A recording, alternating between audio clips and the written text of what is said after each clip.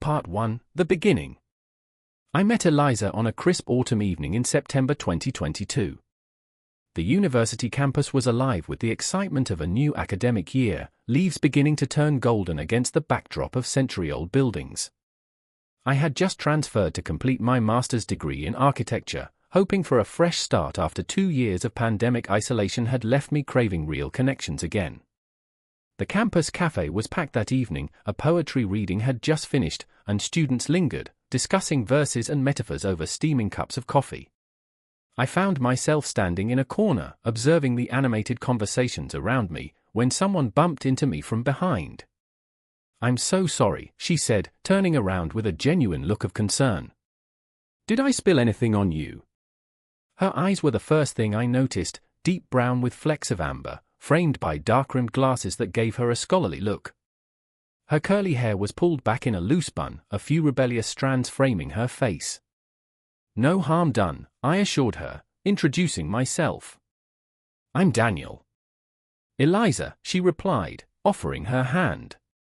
"Are you here for the poetry reading?" "Actually, I just came for coffee." The poetry was a bonus. She laughed, a warm sound that seemed to rise from deep within her. "The coffee here is mediocre at best. The poetry is why you should come." That simple exchange became the foundation of our relationship. We discovered we both loved literature, though she was studying environmental science. She had a passion for conservation that manifested in everything from the reusable cup she carried everywhere to the passionate way she talked about protecting local watersheds. I found her dedication infectious. Our first date was a walk through the university's botanical gardens. She knew the Latin names of plants I'd never noticed before, and spoke about them with such reverence that I began to see the world differently through her eyes. By our third date, when she reached for my hand as we crossed campus, I felt a certainty I'd never experienced before: this was someone special. The next 6 months were beautiful. We fell into a comfortable rhythm, study sessions at the library where we'd sit across from each other, occasionally looking up to share a smile. Weekend hikes where she'd point out native species and I'd sketch architectural ideas inspired by natural forms. Late-night conversations about our dreams, our fears, our families. Eliza had grown up with a single mother who worked multiple jobs to support her. The experience had made her fiercely independent but also deeply appreciative of stability.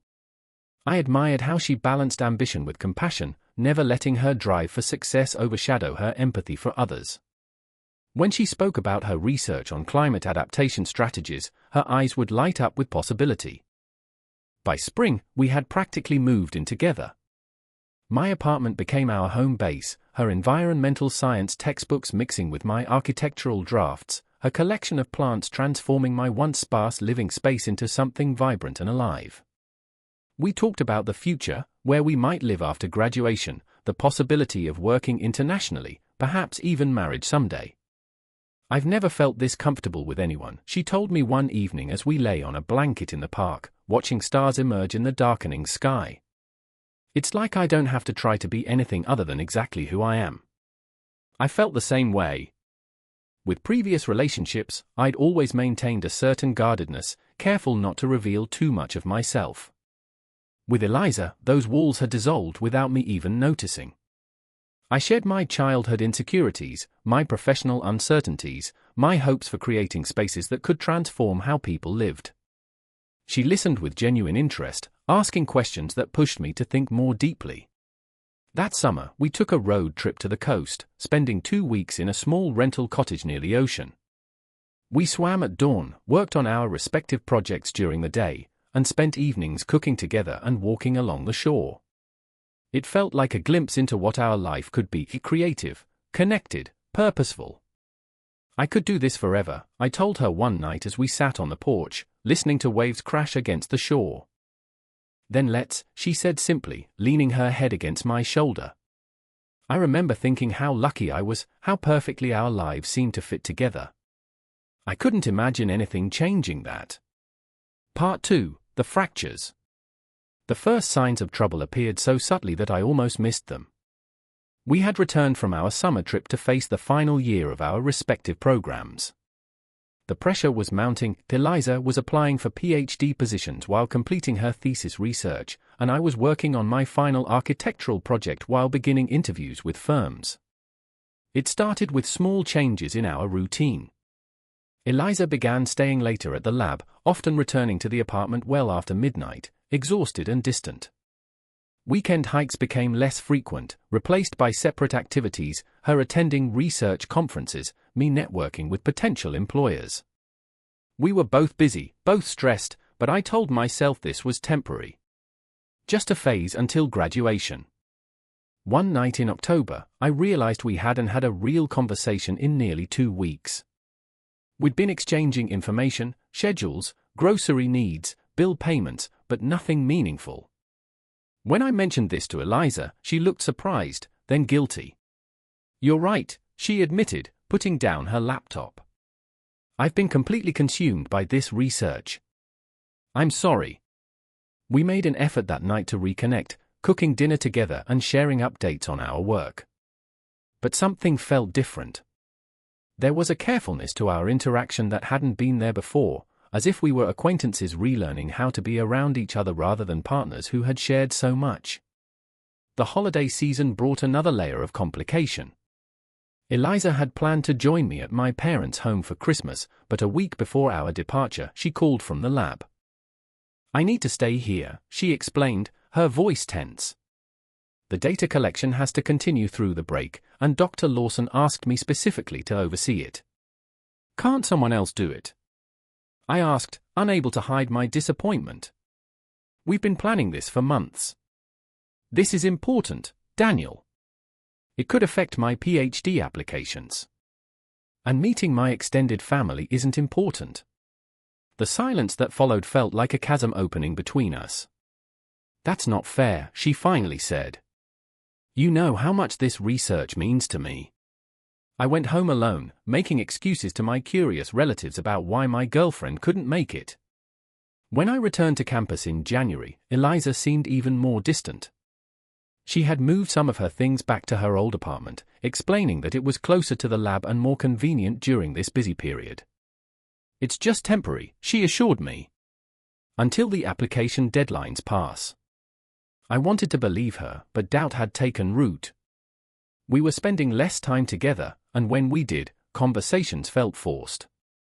The easy connection we'd once shared was fraying, replaced by awkward silences and superficial discussions.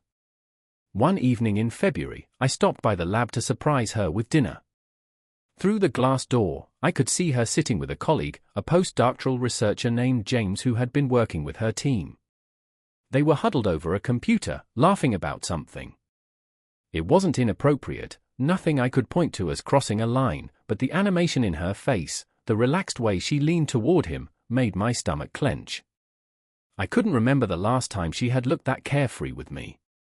I left without making my presence known, the takeout food growing cold in my hands as I walked back to my apartment. When she called later that night, I didn't mention my visit to the lab. "How's your day been?" she asked, the fatigue evident in her voice. "Fine," I replied. "Just working on project renderings." "You?" "The usual.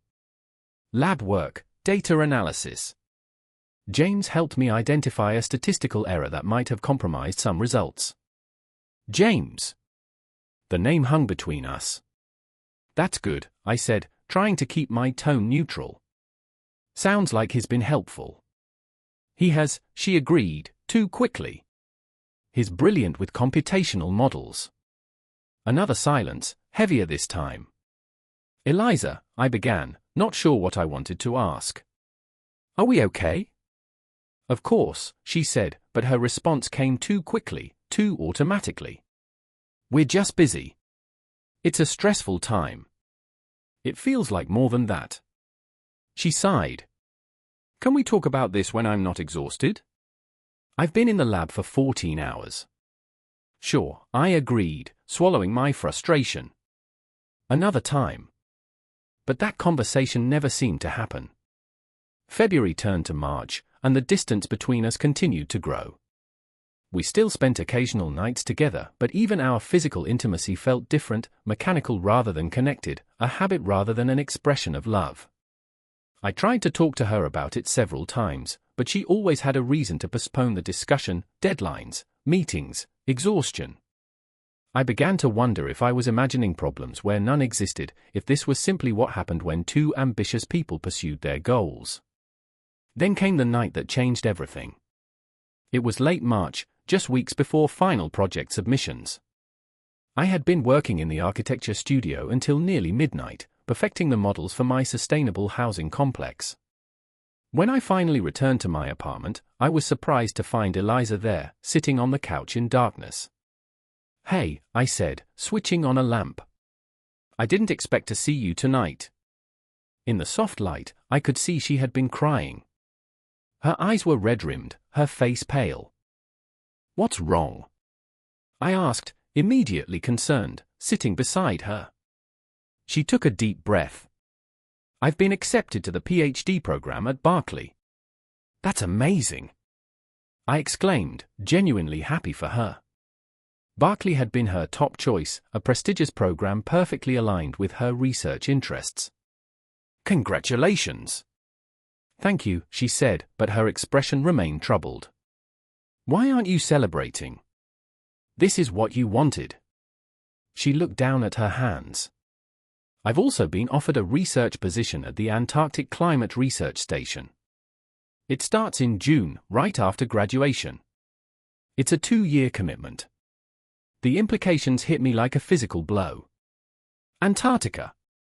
For 2 years. On the opposite end of the world from Berkeley, where I had been planning to join her, having secured interviews with several California firms. "I see," I said, my voice sounding strange to my own ears. "And you decided to take it?" She nodded slowly. "It's an incredible opportunity. The kind that changes careers." "What about Berkeley?" "What about," I couldn't bring myself to finish the question. "What about us?" "I defer Berkeley until I return," she explained.